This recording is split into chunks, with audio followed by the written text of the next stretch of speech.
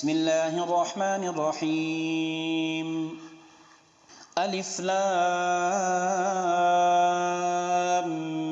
ميم ذلك الكتاب لا ريب فيه هدى للمتقين الذين يؤمنون بالغيب ويقيمون الصلاة ومما رزقناهم ينفقون والذين يؤمنون بما أنزل إليك وما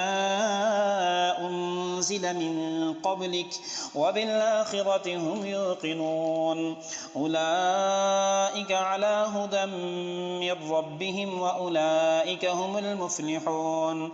إن الذين كفروا سواء عليهم أأنذرتهم أم لم تنذرهم لا يؤمنون ختم الله على قلوبهم وعلى سمعهم وعلى أبصارهم غشاوة ولهم عذاب عظيم لله ما في السماوات وما في الأرض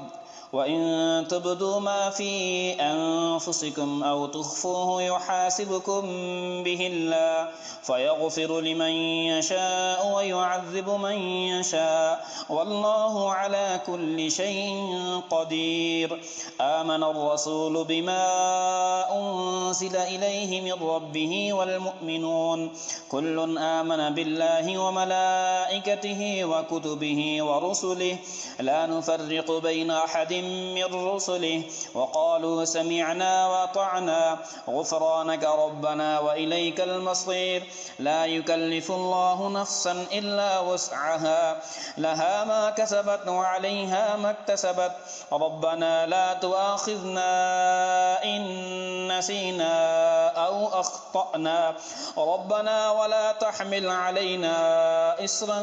كما حملته على الذين من قبلنا ربنا ولا تحملنا ما لا طاقة لنا به واعف عنا واغفر لنا وارحمنا أنت مولانا فانصرنا على القوم الكافرين